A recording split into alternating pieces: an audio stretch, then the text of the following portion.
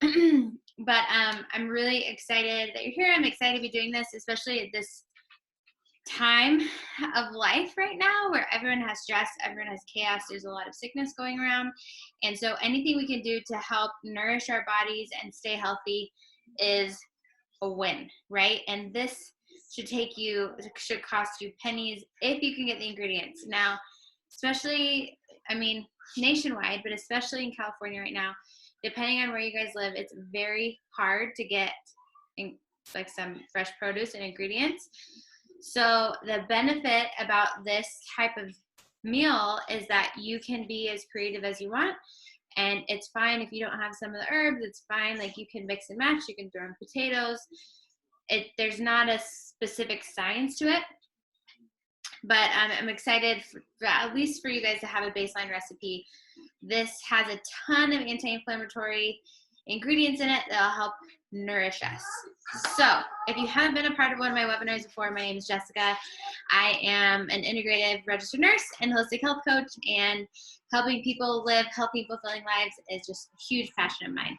So I will tell you, there's loud tractors outside. I'm in my home. My 2- and 4-year-olds are with my husband watching The Lion King right now. I have no promises that this will be uninterrupted, but we're going to get through it relatively quick. First, I want to start by going over how to make bone broth.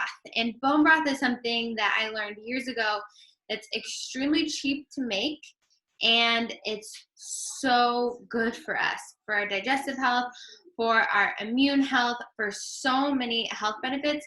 Bone broth is super easy to make, and again, it's super cheap. So I'm going to actually show you, let me move these, how to make it in a pressure cooker.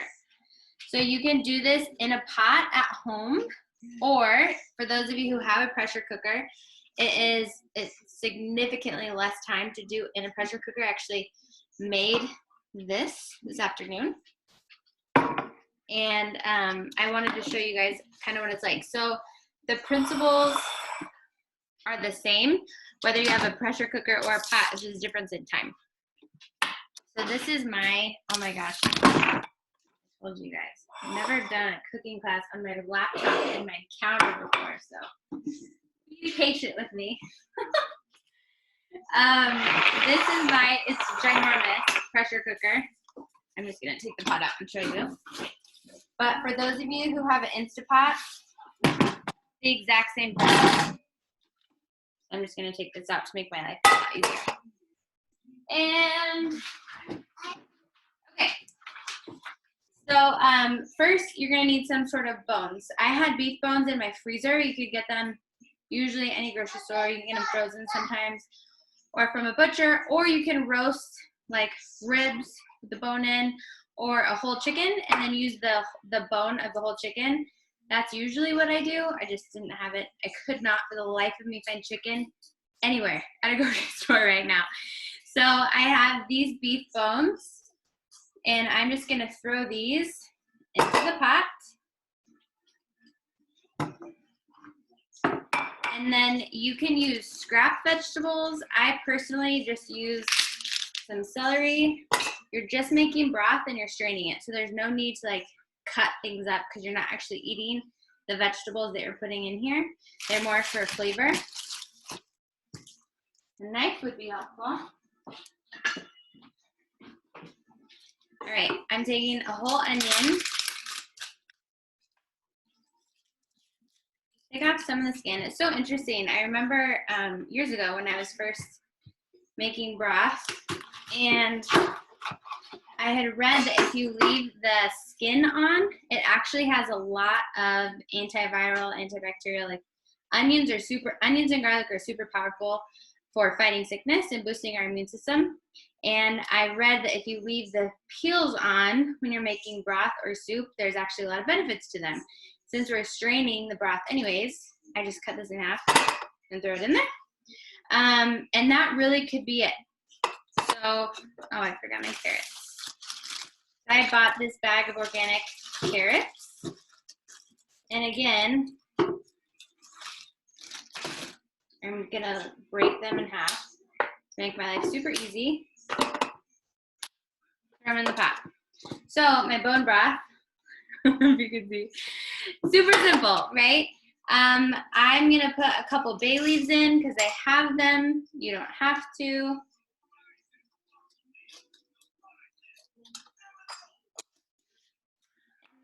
And then another trick that I learned is apple cider vinegar. When you're making bone broth, the apple cider vinegar actually helps to pull the collagen out of the bones. It's one of the reasons why it's so healing for us, is the collagen that comes out into the broth. So I'm just gonna put a couple teaspoons in here.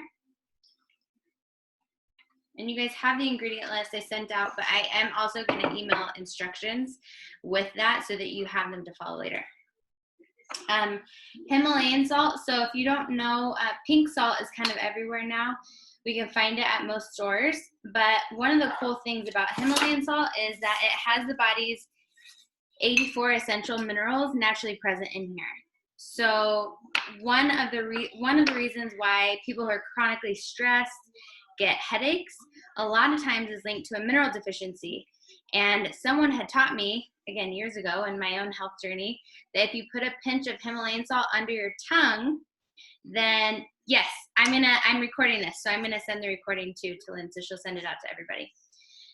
But if you put a pinch of Himalayan salt under your tongue and it takes the edge off of your headache, that's a sign that the cause of your headache is actually due to mineral deficiency, which is so fascinating because it's not something that we hear very often, but it's one of the most common reasons for headaches, especially if they're consistent. So this, literally all I'm gonna do is cover this in water and put it in my pressure cooker, turn it on the broth setting, cover it, and it's done, which is awesome. And it'll be done in a few hours. Like by the time it cooks and the pressure settles on its own, you're gonna wanna strain it.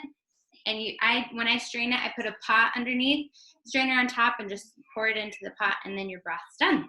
And you can add salt, pepper as you want, but really that's it. And then I pour them into these jars and store them in the freezer, or, well, I store them in the fridge usually because I usually drink them right away. But if you want to store them in the freezer, just be careful with glass that you don't fill it up all the way. I've done that before. And it will explode. That's like a grown-up thing that I should have known, and I did. I didn't until I made a mistake. So yeah, you can store them also.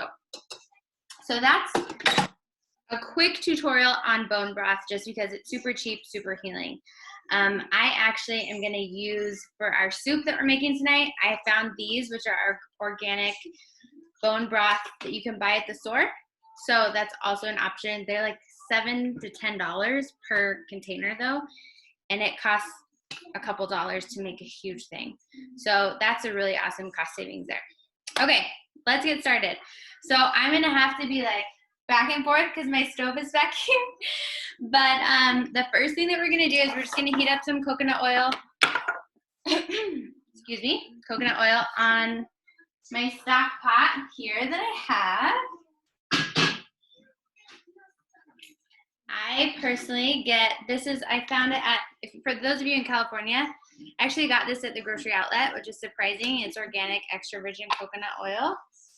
Coconut oil has a lot of health benefits to it, including inflammatory stuff. If you were on the webinar that I taught on top anti-inflammatory tools, this was one of them. Okay, so we're gonna heat that up. Move this out of the way. And for the ease of everything, I already chopped up a lot of this stuff. So we have, let me bring this down a little bit so you guys can see kind of, again, I'm not super fancy. Let me just show you though really quickly what I chopped up. And again, this is all from the ingredients. Okay, this is super professional. Okay, so we've got celery. See if I can one-hand this and not drop my laptop. Onion. This is fresh ginger, I actually found fresh turmeric at our farmer's market, and then obviously carrots, and I'm using orange lentils, and then I've got some chicken, and that's it. So we're gonna start by sauteing the onions. This was one yellow onion that I diced up.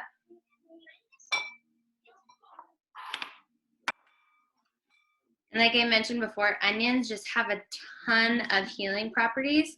It's actually pretty cool. If you were to go and look up like health benefits of each of the ingredients in this recipe, I actually have some fun facts to the nerdy people like me that I'll send with the recipe and the instructions that I send out.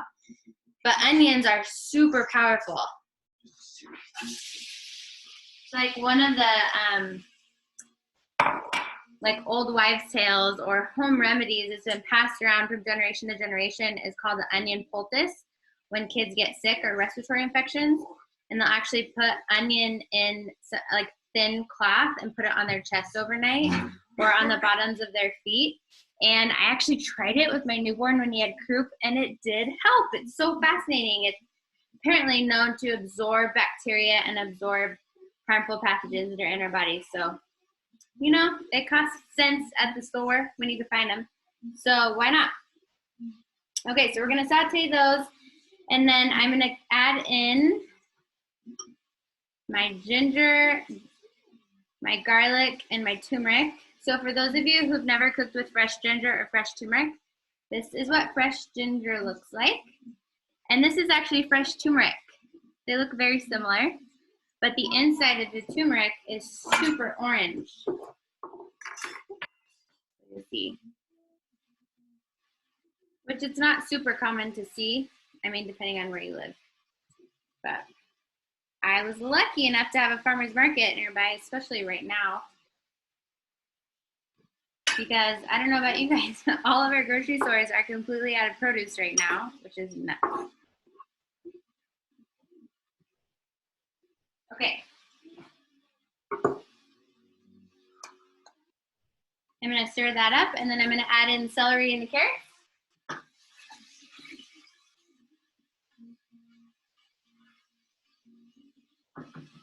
While we're waiting for that to saute, I'd love to know from you guys if you want to use the chat box, because I'm going to be doing some more cooking classes, and there's so many things that I could teach you how to make, from desserts to appetizers, side dishes, main dishes.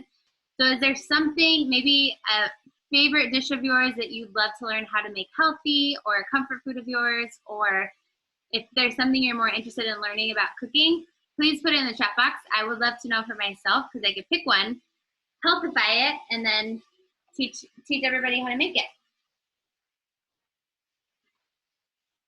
Celery. And this is 5 large carrots.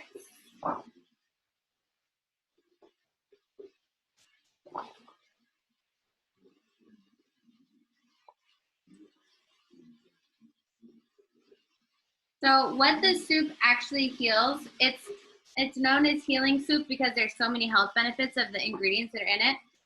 That being said, I can never say that this soup is going to heal a specific ailment or disease or anything like that.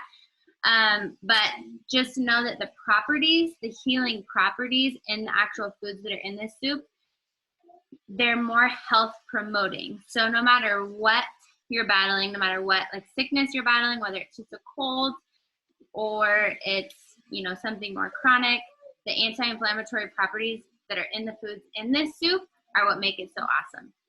So, and that's what's cool, is where, you know, medicinal stuff usually treats a specific ailment, but instead of looking at it as treating something, we're looking at it as helping restore your body to health, if that makes sense. Good question. Carrots.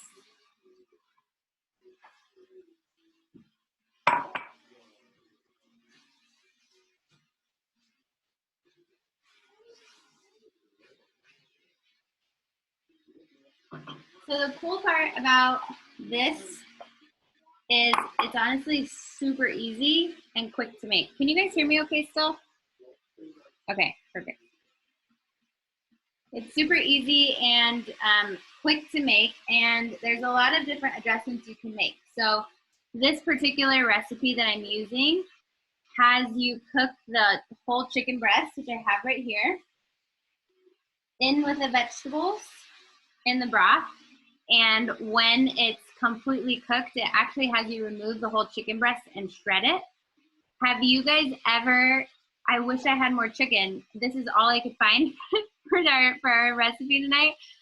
But I would have pre-cooked some, because have you guys ever shredded chicken breast in a KitchenAid? It is the craziest thing. I'll show you how to do it. You'll have to use your imagination with me.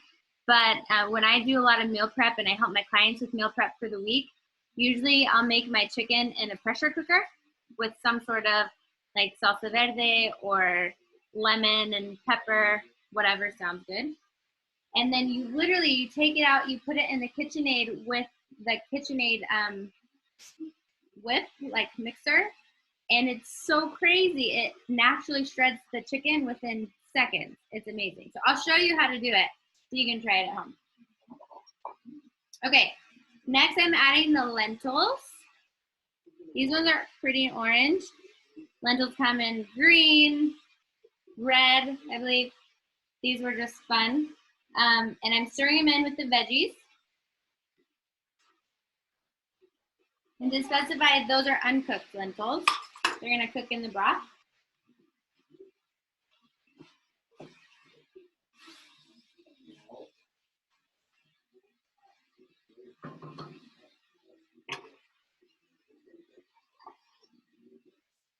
Okay. Next is the chicken. So whenever I personally buy animal products, I am a big advocate of buying sustainably sourced organic animal products. And some people think that that's overkill or that there's not that big of a difference.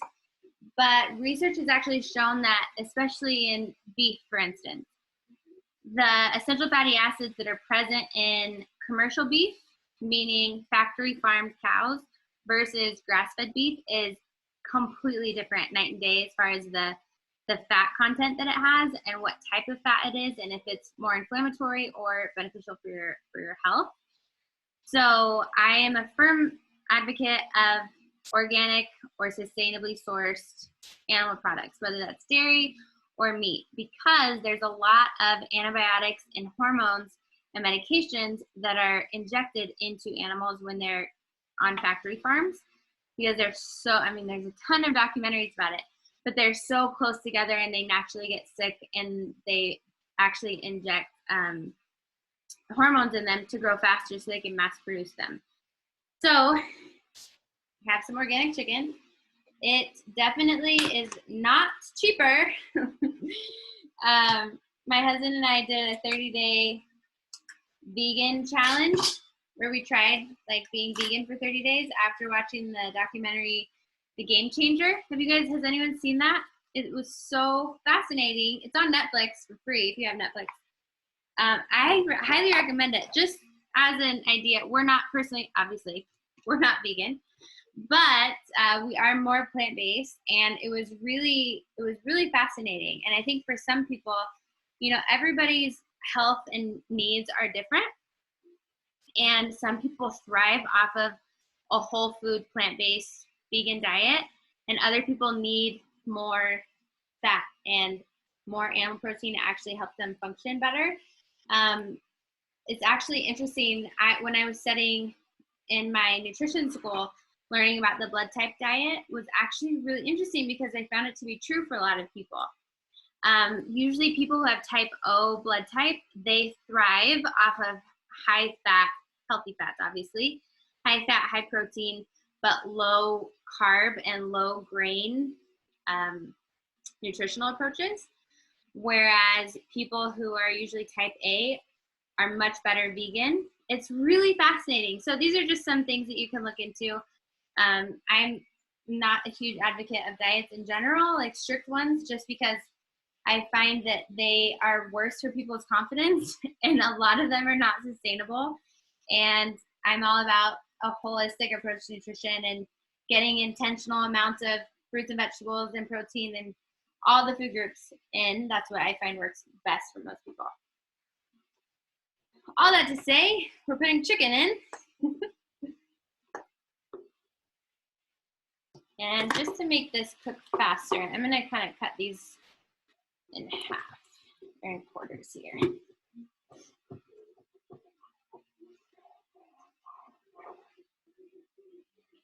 Yeah, you wanna learn how to meal prep yourself? It's, there's so many different approaches to it. So I actually, with my clients that I work with privately, I have 2 different nutritional programs that I usually choose from because they're both very flexible and can be adapted towards each person depending on what their goals are.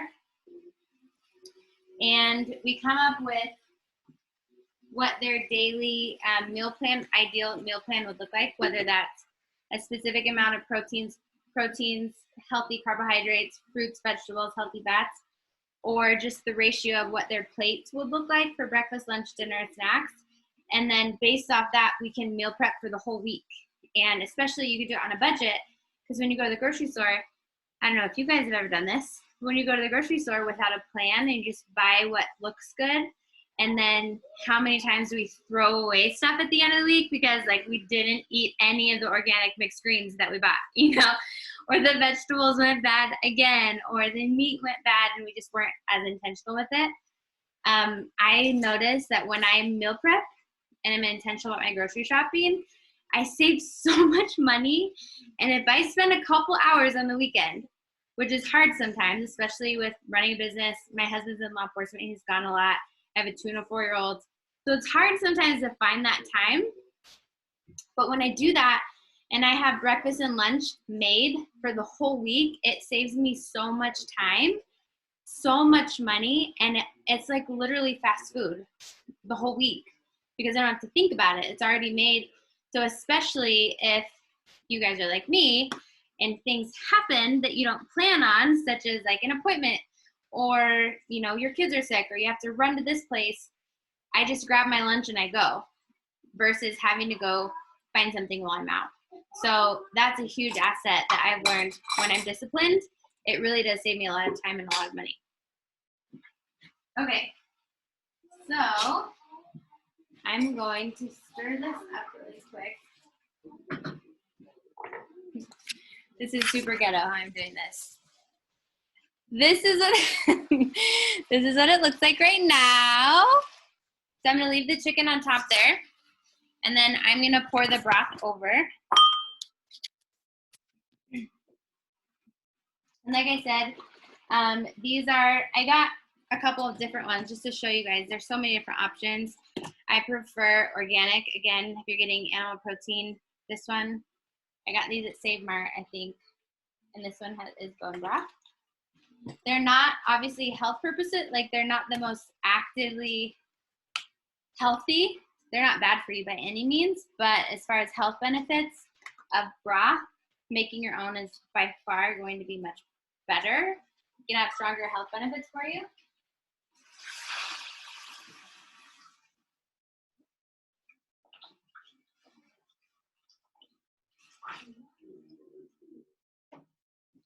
I also wanted to add too that when you're sauteing up the vegetables, you can absolutely add in some like diced potato, like red potatoes. Or if you have another zucchini, if you have another vegetable that you like. It's kind of the beauty of soups. Okay. So that covered all the chicken and the veggies, so I'm just gonna cover it. And I'm not gonna keep you guys on here while that cooks the whole time because it'll probably take like 10 or 15 minutes. But the next steps are, once the chicken's cooked, I'm gonna show you how I shred it. I wish I could flip this around easier. So for those of you who have a KitchenAid, or if you even have a hand mixer that has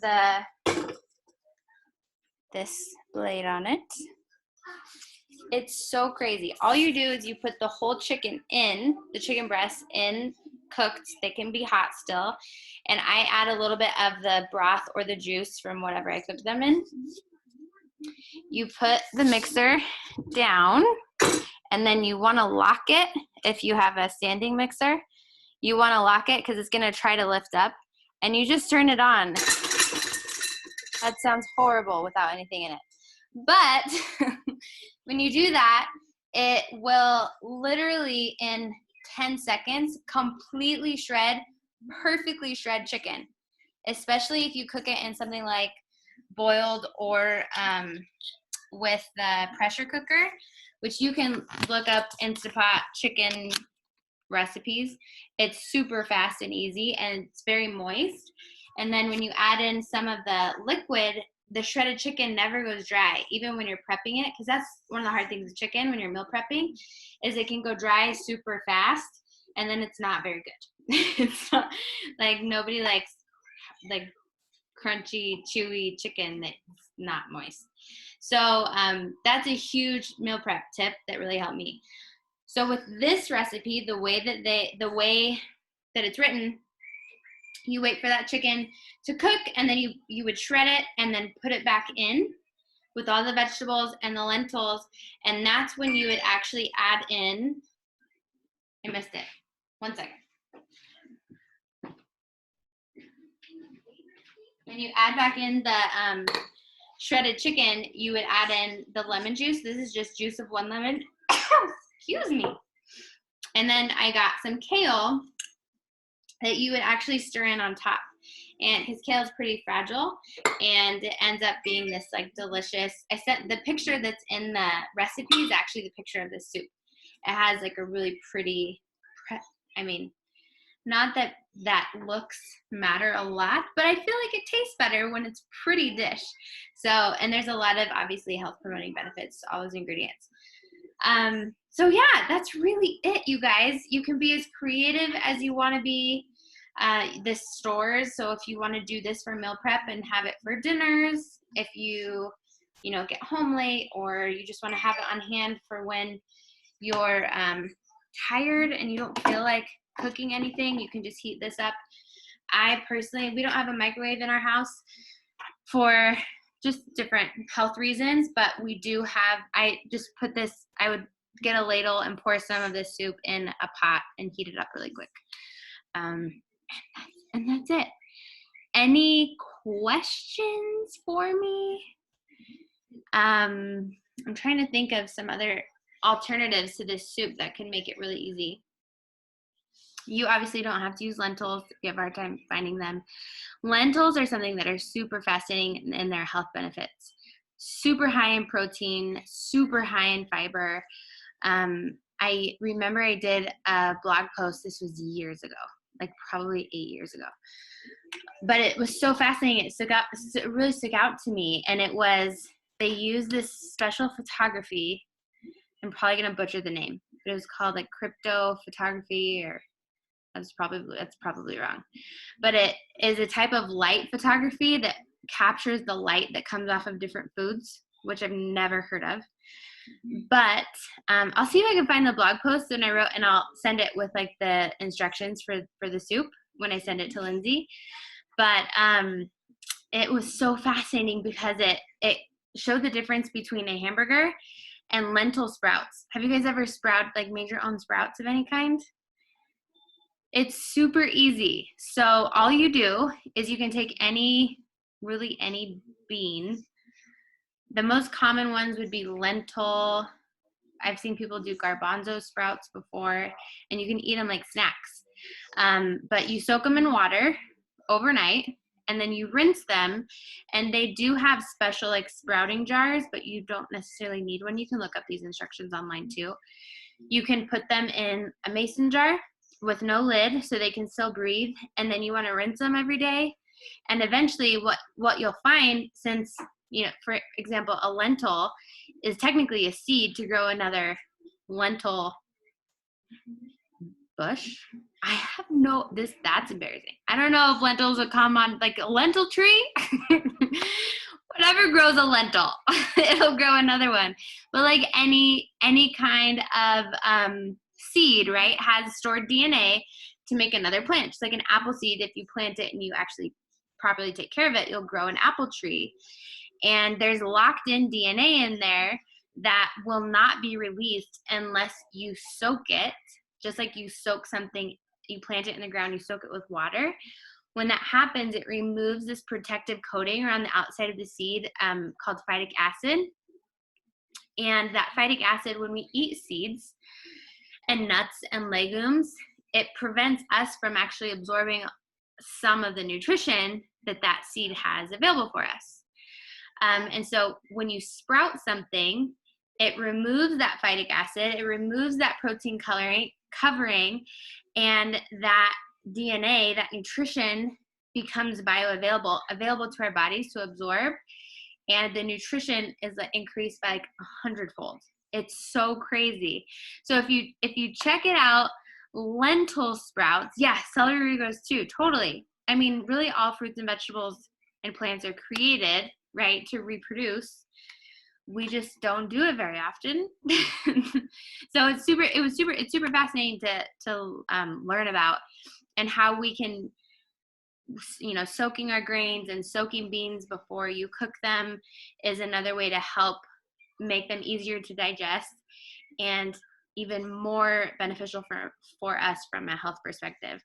But if you look up, I'll have to find the blog post, I'll send it to you, because the picture is crazy, the life like that's coming out of a lentil sprout of all things. So that was a total tangent, but now you know a little bit about sprouting. Cool, you guys. Well, any other questions, any ideas of what kind of things you'd like to learn how to cook? Is main courses something that you guys would like to learn more about, or healthy snacks? I don't know if anyone has kids. I could do one on healthy snacks. I was thinking about that maybe for next time. Or healthy desserts. Does anyone have a sweet tooth? Healthy snacks? Okay, cool. Sweet tooth, yes. I mean, who doesn't, right? I have a chocolate cake recipe that's like so good. So good. It's gluten-free. You can make it dairy-free. It's so good. So I'll for sure, I'll do the next two on healthy snacks, like an assortment of healthy snacks that I use, that I make for my kids, and desserts. I think those are two fantastic things. Now my soup is exploding. All right, you guys, cool. Thank you so much. So I will upload this recording, and healthy food overall. Okay, perfect. What about healthy, like Mexican food? So my mother's like I'm a Tex-Mex mix. So my mom is full-blooded Mexican, and my dad was full-blooded Texan. So I grew up with a lot of delicious Mexican food, and over the years, I've helped my nana, my grandmother. We've changed like her enchilada recipe and making homemade enchilada sauce, but doing it in a way that's healthy, you know, using coconut oil instead of canola oil. We use a brown rice flour or a gluten-free flour instead of the white flour, and then chili powder is obviously the same. And it's good for you. And then you just pick out your own toppings, and so that's an option. There's so many options. I think we'll be doing this for a while though, so think about it. The video, when I'm done, I'll upload it to YouTube, and then I send Lindsay an email that has the recording, and then it will also have the instructions. So you guys should have gotten this printout that has the ingredients, hopefully. If not, she'll have this as well, and I believe she's uploading it to the website. I'm not 100% sure.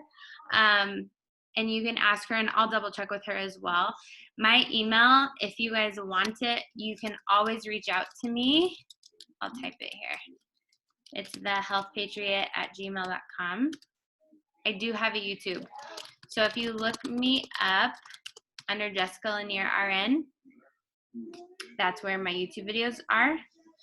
I'm also on Instagram and Facebook quite actively, and my business name is Health Patriot.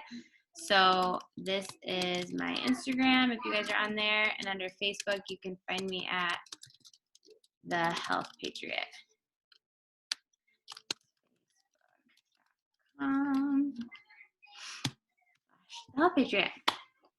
If any of you guys are interested, because of the state of the world right now.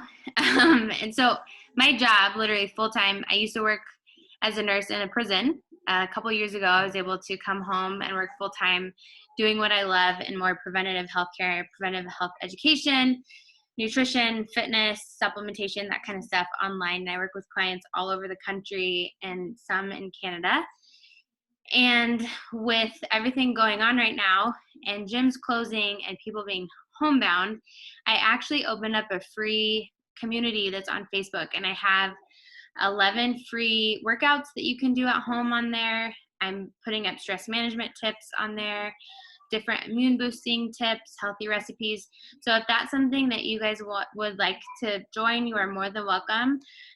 Feel free to shoot me an email and I can shoot you the link to it, and I'll include it in my email to Lindsay as well if she wants to send it out with everything. So yeah, thanks for joining me, you guys. I hope that your kitchen smells as good as mine does here shortly. And as always, if you have any questions or suggestions for me on topics you'd like to learn about, you've got my email. Shoot me an email. I hope you guys have a good night. Bye.